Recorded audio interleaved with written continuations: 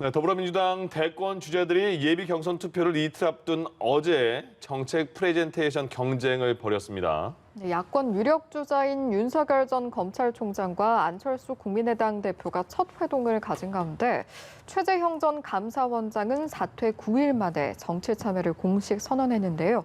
관련 내용을 포함한 정치권 이슈들 박진영 대구 가톨릭대 특임 교수, 조청래 전 여의도연구원 부원장과 함께 짚어보도록 하겠습니다. 네, 두 분 어서 어서 오십시오. 오십시오. 안녕하십니까? 안녕하세요. 예, 방금 전해드린 리포트에서 윤석열 전 총장, 안철수 국민의당 대표가 만났습니다. 처음 만났으니까 분위기는 당연히 좋았겠고 서로 칭찬도 많이 했다고 하는데 왜 만났을까요? 일설에 해석하기에는 중도층 공약, 제3지대에 대해서 협의했다. 이렇게 좋게 포장을 합니다만은 정치의 내면을 좀 아는 사람들이 봤을 때는요.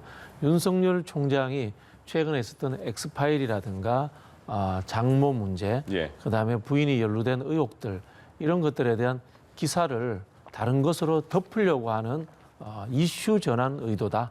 저는 그렇게 보여집니다. 왜냐하면요. 두 분이 다 지금 이 국민의힘의 입당이라든가 합당 관련해서 압박을 받고 있는 상황입니다. 지금 야권의 후보는 지지율 1위가 윤석열 총장입니다만은 야권이 가지고 있는 원심력은 국민의힘이 분명히 가지고 있습니다. 그러나 이준석 현상부터 해서 꾸준히 가지고 가는 상황들이기 때문에 두 분이 이런 압박을 벗어나기 위해서 한번 좀 언론용 이벤트를 한 것이 아닌가 이렇게 보여지고요. 저는 지속적으로 이것이 윤석열 총장이 중도화 전략, 제3지대 전략 그런 걸로 가기는 어려울 것이다 이렇게 보여집니다. 그러면 조청래 부원장님은 그 만남을 어떻게 분석하세요? 지금 윤석열 전 총장은 지금 언론의 관심, 국민의 관심을 집중적으로 받고 있지 않습니까? 이 정도 되면 이제 굵직굵직한 정치적 일정을 중간중간에 놔서 그 관심을 끌고 나가야 돼요. 그 부담감이 표현된 게 아닌가 하는 게 제가 보는 첫 번째 이유고요. 두 번째는 그 윤석열 전 총장이 안철수 대표를 만났다는 것은 국민들에게 던지는 메시지가 분명합니다. 제가 볼 때는. 그게 뭐냐면 안철수 대표는 2011년부터 해서 10년 동안 그 많은 비판, 고생을 감수하면서도 제3지대 정치를 고집하고 있거든요. 패턴이 똑같아요. 2, 3년 주기로 똑같은 패턴이 지금 나오고 있고 서울시장 재보선 때까지도 그게 반복이 됐습니다. 이분하고 만나서 정권 교체 얘기하고 협력을 얘기했다는 것은 중도화 전략을 포기하지 않겠다는 것이고 중도층의 이탈은 방관하지 못하겠다. 저는 그런 걸로 봅니다. 그래서 결국에는 윤석열 전 총장의 국민의힘 입당이 지금 예상보다도 계속 더 늦어지는 것 아니냐. 더 상황을 더 심각하게 보고 있는 것 아니냐 이렇게 생각합니다. 알겠습니다. 윤석열 전 총장과 관련해서는 이 내용도 한번 짚어보겠습니다.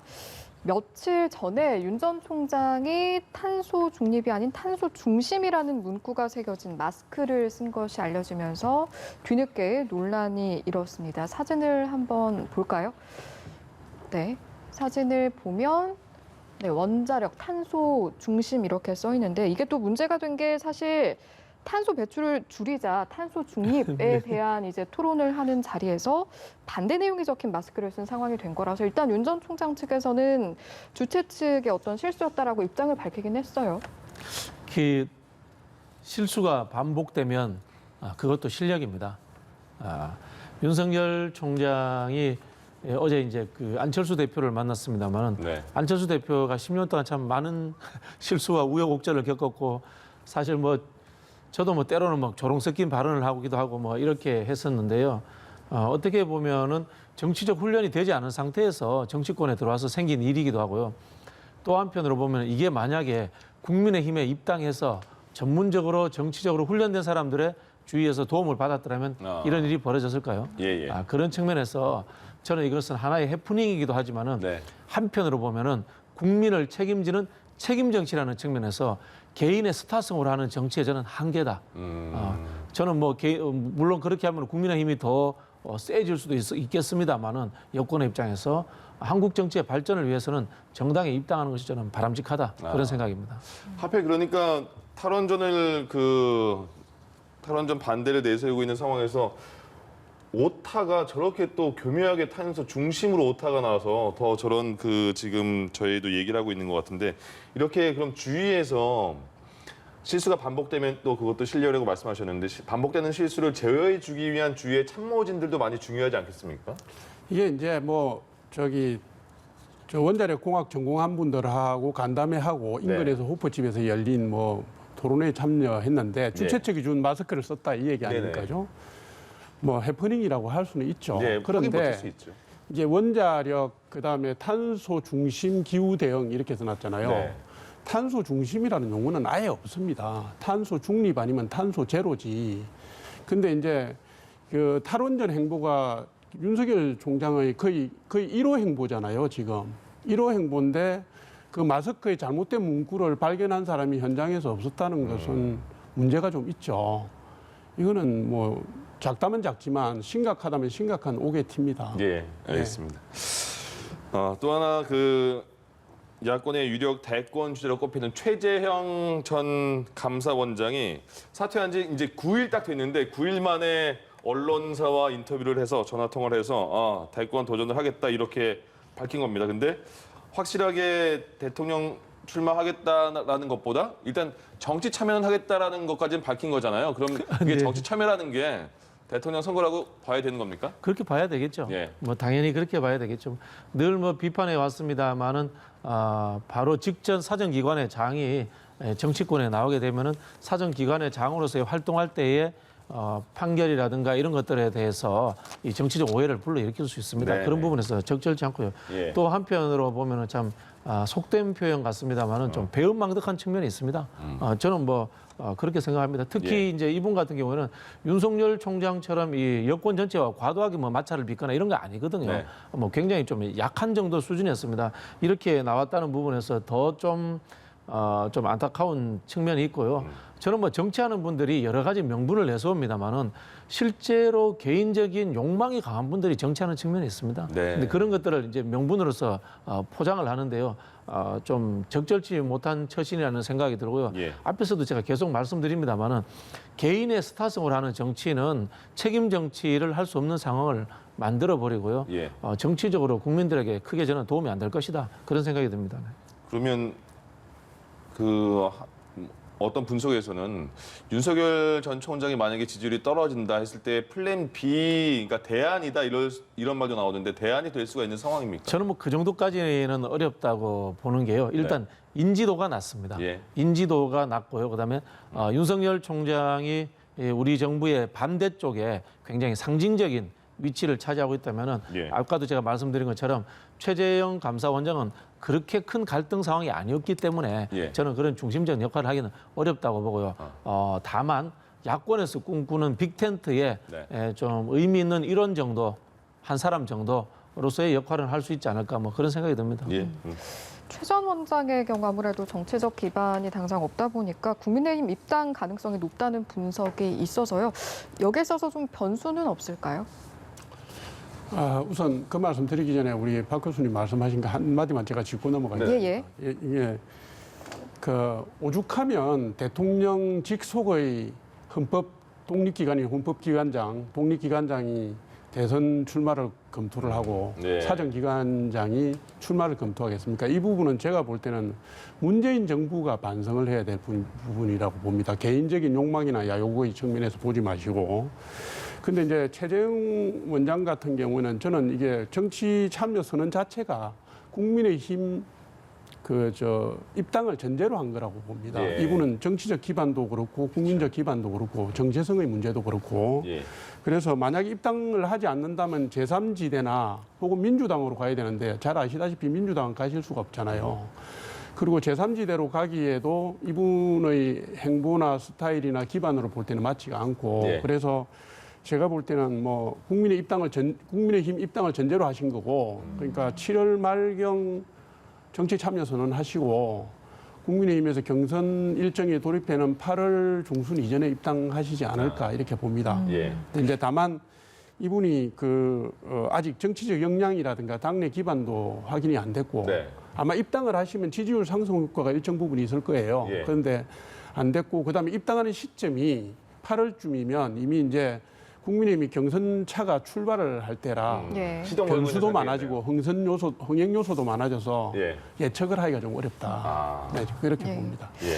앞서 이제 윤 전 총장 정당 안으로 들어가서 좀 책임 정치해야 된다라고 말씀을 하셨는데 이런 최재형 전 원장의 등장 이런 것들이 좀 윤 전 총장이 일단 가속화할 가능성은 없을까요? 근데 뭐 이 지지율의 차이가 워낙 나니까요. 윤석열 총장은 지금 앞서가는 후보니까 본인 주도로 하겠다라는 뭐 그런 저런 의도를 보일 것이라는 생각이 들고요. 앞서 그 부원장님 말씀하신 것처럼 안철수 대표를 만났다는 것도 제3지대 중도 여기에 계속 머물고 있겠다라는 뭐 저는 뉘앙스를 좀 충분히 보여주는 것이다. 예. 그렇게 생각이 됩니다. 그리고 한편으로 보면 이제 본인이 지금 이제 약점이 드러나고 있지 않습니까? 그런 부분들에 대해서 케어를 하기 위해서라도 좀 더 광폭으로 이슈를 만들어 가지고 그런 것들을 덮기 위해서는 밖에 있는 것들이 더 유리하다라고 그렇게 판단하는 것 같습니다. 그러면 윤석열 전 총장은요? 들어가는 게 유리합니까? 아니면 제3지대 밖에 일단 있는 게 유리합니까? 글쎄요, 뭐 정당 정치를 하는 제 입장에서는 들어가는 게 정치 논리로 맞다고 생각을 합니다만 예. 본인 입장에서는 또 다르게 생각할 겁니다. 왜냐하면 조직적으로 정치를 안 해본 분이지 않습니까? 네. 홍준표 대표의 말이 정확합니다. 국가의 일 중에 1%에 해당될 수밖에 없는 사정기관의 일을 한 것이 전부기 예. 때문에 그 시각으로서 보고 있는 거죠. 알겠습니다. 이제 야권 계속해서 야권 대권 후보 알아보죠. 어제 원희룡 제주지사의 대권 행보를 지지하는 의원들의 모임이 있었습니다. 희망 오름 포럼 행사인데 여기에 참석을 해서 이슈가 된 분이 있습니다. 김종인 전 비대위원장입니다. 그 영상 보시겠습니다. 대권 후보로서의 자질은 내가 충분히 갖춘 사람이라고 이렇게 생각을 합니다. 지금 나타나고 있는 지지율이라는 게 그게 결정적이라고 생각하면 안 돼요. 혹시 만나신다는 얘기가 자꾸 난 전혀 그런 계획도 없고 그런 일도 없어요 지금. 그럼 그쪽에서 연락 오신 건 없으신가요? 제가 아까 했구나. 비대위원장께서 김종인 전 위원장이 그 별의 순간 칭찬 이후에 가장 극찬한 것 같거든요. 원희룡 제주지사에 대해서. 네. 이렇게 칭찬을 또 했을까요? 지난번에 김종인 비대위원장이 직에서 물러난 이후에 제주도 여행을 갔지 않습니까? 네. 그때 원희룡 지사와 만나서 식사를 하신 걸로 알고 있고 예. 그때 젊은 정치인 원희룡 지사와 상당 부분 공감을 하는 그런 시간을 가졌던 것 같은데요. 제가 볼 때는 원희룡 지사의 훌륭한 부분을 칭찬하신 측면도 있지만 네. 그 이면을 들여다보면 김종인 위원장의 성동격서 전략 비슷해요. 소리는 동쪽에서 내고 공격하고, 서쪽을 예. 치는 말하자면 전략적 주도권을 갖고 있다고 생각을 하시니까 이게 이제 4.7 재보선 때처럼 안철수 대표를 고립시켰던 것처럼 네. 국민의힘이 독자적인 경선 버스를 출발시켜서 후보를 만들어라. 예.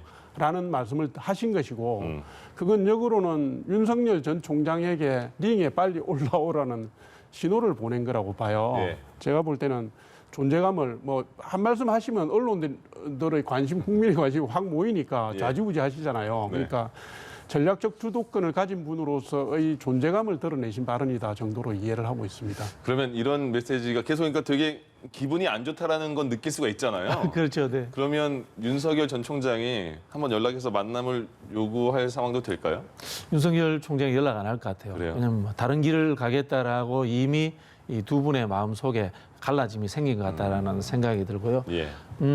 안철수 대표를 이렇게 저런 사실 굉장히 평이해 보이는 말이지 않습니까? 그럼에도 불구하고 우리 귀에 쏙쏙 와닿거든요. 저런 메시지를 가지고 안철수 대표를 지난번에 단일화 과정에서 주저앉혀 버렸어요. 네. 저는 윤석열 총장도 우리 김종인 비대위원장님한테 찍히면은 흔히 하는 이 구멍이 생기면 바람이 숭숭숭 빠질 수 있다. 예. 뭐 그런 생각이 들고요. 이제 좋게 말씀드리면은 킹메이커인데요. 나쁘게 말씀드리면 고만고만한 후보들의 수준을 만들어서 내가 뒤에서 판을 조정하는 사람이 되겠다라고 하는 그런 저는 이 빅픽처가 숨어 있다. 예. 그런 생각이 듭니다. 그런 측면에서 이제 높은 후보들은 내려앉히고 낮은 후보들은 올려주고 예. 하는 측면에서 원희룡 주사를 굉장히 이렇게 띄워준 것 같은데요. 저도 뭐 밥 한 번 먹으면 좀 띄워주실라나 뭐 이런 생각이 들 정도로 예.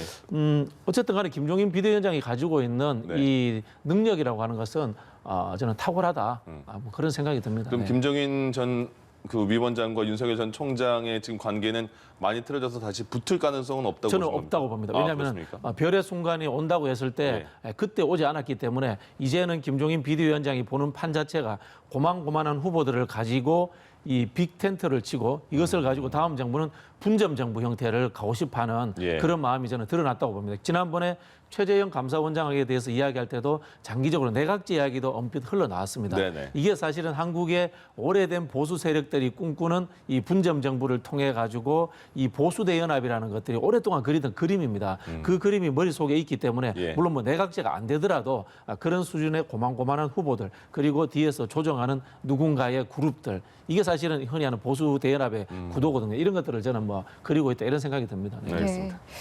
야권은 여기까지 하고요. 이번에는 여권으로 한번 가보겠습니다. 어제 민주당의 대선 주자들은 정책 언팩쇼를 통해서 정책 대결에 나섰는데 일단 어제 보시면서 좀 인상 깊었던 장면이나 후보가 있으셨을까요?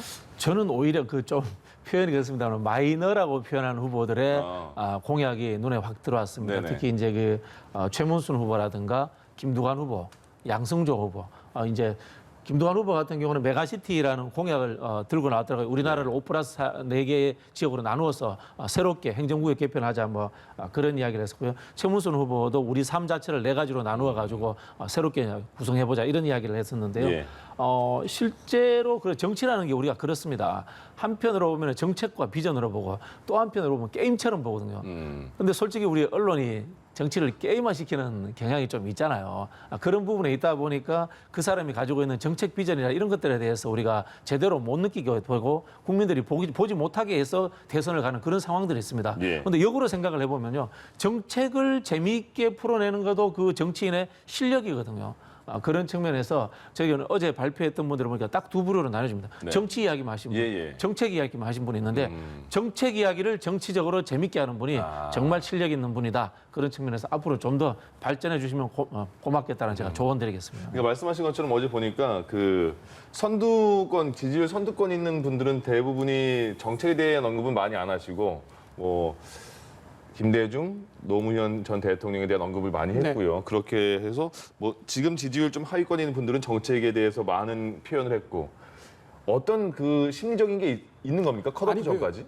제가 야권에 있는 사람으로서 볼 때는 뭐 사실은 이번에 경선 과정도 여러 정책이 나오고 여러 가지 흥행 요소도 있지만 제가 볼 때는 일관된 흐름을 보여주고 있습니다. 거예요? 그 중에 하나가 지금 말씀하신 것처럼 그 DJ 노무현 정통성 문제를 끄집고 나왔잖아요. 네네. 그거는 다시 얘기하면 이재명 후보는 DJ 노무현 문재인으로 이어지는 민주당 정통 계열이 아니다라는 얘기를 하는 것이니까 결과적으로 이재명 대 반 이재명의 구도를 다른 식으로 표현한 것이고요.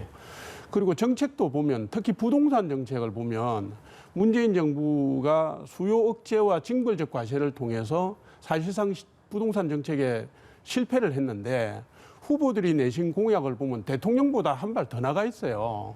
이재명 후보가 지금 낸 뭐 주택 매입 관리 공사는 시장의 수요 공급에 다 개입하겠다는 거 아닙니까? 그리고 이낙연 후보가 낸 토지 공개념을 입법하겠다라는 것은 이미 헌법재판소에서 위헌으로 결정된 내용을 다시 끄집어내서 살리겠다는 얘기인데 이게 왜 그러겠습니까? 결국에는 친문 핵심층의 마음을 잡겠다는 거 아니겠습니까? 내가 DJ 노무현 문재인으로 이어지는 민주당 적통이다.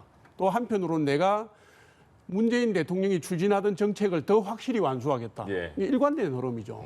다양성이 없고 더 심하게 간다고 저는 보여져요. 그렇군요. 이 부분에 대해서는 한 말씀 드리고 싶은데 이제 토지 공개념 문제는 헌법재판소에서 위헌 나온 것들은 시대가 바뀌면 바뀔 수도 있다라는 말씀을 드리고요. 이제 우리 내부의 문제에서 이제 적통성 문제는 가닥 잘못하면 엘리트주의 이야기입니다.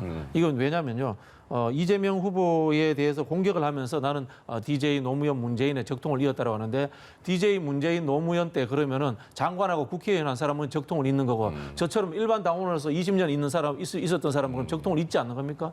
이거는 이제 제가 봤을 때 우리 일부 주자들이 굉장히 엘리트주의적인 잘못된 발언을 하고 있는 것이다.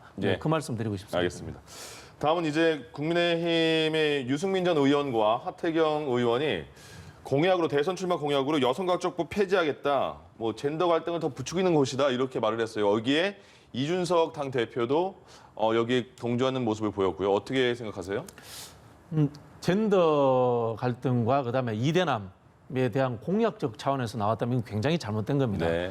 전략적인 부분에 있어서도 국민의힘의 당내 경선 요구는 의미가 있을 겁니다. 예, 예. 그러나 본선을 보자면 저는 큰 도움이 안 될 것이다. 이렇게 생각이 들고요. 여가부 폐지는 그 박근혜 정부에서 해경 폐지한 거나 똑같은 이야기입니다. 저도 개인적으로 여가부에 대해서 좀 불만이 있습니다. 실제로 여가부가 하부 단위 집행 조직을 가지지 못한 네. 정책 단위만 하는 부처지 않습니까? 이게 좀 불균형이 있는 건 사실입니다. 예, 예. 예를 들자면은 여가부가 있지만은 지방에 전달 체계로 가면은 지방에는 복지부 산하기관들이 해주고 있습니다. 그런 부분에서 문제가 되는 건 맞는데요. 네. 그리고 또 여가부의 균형감이 떨어졌다는 것도 저도 인정을 합니다. 그런데 이것을 하게 되려면요, 여가부 폐지가 아니라 여가부를 다른 방식으로 전환을 해야죠. 저 같으면은 여가부를 대통령 직속의 여성위원회로 바꾸겠다라고 예. 이렇게 이야기를 하겠습니다. 이제 보통 이제 대통령 직속위원회도 자문위원회가 있고 행정위원회 있어요. 행정위원회는 뭐 금융위원회라든가 이런 기관들인데요. 예. 그런 행정위원회가 되면은 복합기관들이 다양한 다부처에서 파견나와서 일을 같이 합니다. 이러면은 예. 실제로 기존의 여가부가 가졌던 편협성 이런 것들이 극복될 수도 있습니다. 그런 측면에서 저는 이게 정부 조직 개편이라는 것을 이야기하지 않는 상황에서의 여성부 폐지라고 하는 것은 철저하게 당내 경선용이고 젠더 이슈를 가지고 표를 얻으라고 하는 굉장히 몰지각한 전략이다. 저는 이런 생각이 듭니다. 근데 그 유승민 전 의원과 하태경 의원이 대안으로 지금 말씀하신 거랑 비슷한 거 아닙니까? 대통령 직속의 양성평등위원회를 설치하겠다 이렇게 말을 했던데요. 근데 이제 그 부분이 제가 말씀드린 것처럼 예. 정부 조직 개편과 같이 나와야 됩니다. 네네, 알겠습니다. 어떻게 생각하세요? 아니 뭐 저 일정한 부분은 뭐 동의하는 부분도 있습니다. 근데 예. 이제 정부 조직이라는 게 폐지할 만하면 폐지하고 문제가 있으면 고치면 됩니다. 네. 되는데 지금 이 문제가 나온 것은 기존의 사회적 약자로서의 여성 중심의 여러 가지 제도나 법률이 문제가 있다. 정의와 공정의 문제에서 양성평등 문제를 다시 다뤄야 된다는 얘기를 하는 것이고요. 예. 여가부가 이런 시대적 흐름에 좀 역행하는 여러 가지 잘못된 사례들을 보여준 경우가 있어요. 근데 이제 이게 20년 정도 된 정부 부처이기 때문에 예. 잘못된 것도 있지만 순기능도 있지 않겠습니까? 그러니까 아까 말씀하신 것처럼 우리 당의 후보들이 양성평등위원회를 만들겠다고 제안도 했어요. 예. 그러니까 아마 집권을 하게 되면 정부의 전 부처를 조망권에 놓고서 기능 조정이라든가 보완이라든가 할 걸로 저는 그렇게 봅니다. 예. 이제 하나 보태면 이렇습니다. 이게 폐지라고 단어를 들고 나와서 그래요. 예, 이게 예. 이제 정치적 의도가 있는 거예요. 아. 실제로 보면 전환이라든가 그런 네. 식으로 돼야 되겠죠. 네. 정치는 원래 좀 강한 메시지로 분명한 뜻을 국민에게 전달하는 과정이기도 합니다. 예, 알겠습니다. 자, 그리고 그 민주당의 송영길 그 대표가요.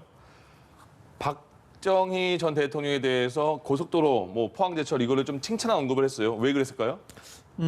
저는 뭐 우리 송영길 대표가 예. 굉장히 열심히 잘하고 있다 이런 생각이 듭니다. 개인적으로 저는 저 방향에 동의를 하지 않습니다. 예. 저는 중도화 방향에 동의는 하지 않습니다만은 어떤 이념과 방향성을 정하고 거기에 맞는 메시지를 저는 적절하게 내고 있다. 그런 생각이 들고요. 예. 다만 이제 우리 그 송영길 대표가 너무 많이 아시다 보니까 이 포항제철 이야기하면서도 네네. 일제시대 때 야마타 제철소 이야기하고 별별 이야기를 다 예, 저도 하시더라고요. 다시 다 찾아봤습니다. 예, 그래서. 그런데 이제 말씀을 많이 하시다 보면 이제 네. 대깨문 같은 이렇게 말 실수도 나올 수 있으니까 네네. 메시지를 이 흔히 하는 이 두괄식으로 조금 간결하게 내시면은 좀 더 잘 전달되지 않을까 그런 생각이 들고 한편으로 뭐 갈등이 생길 수도 있습니다만은 좋은 시도다 저는 그런 생각이 듭니다. 네. 그럼 지금 당내 의원들이나 아니면 그 당직자들은 어떻게 생각합니까? 뭐 열심히 일하고 있고 예. 솔직히 전 지도부보다 방향을 가지고 일한다는 측면에서 좀 유능하다는 내부 평가가 있는 걸로 그렇게 알고 있습니다. 예, 알겠습니다. 여기까지 듣겠습니다. 지금까지 박진영 대구 가톨릭대 특임 교수 그리고 조청래 전 여의도 연구원 부원장과 함께했습니다. 두 분 고맙습니다. 고맙습니다.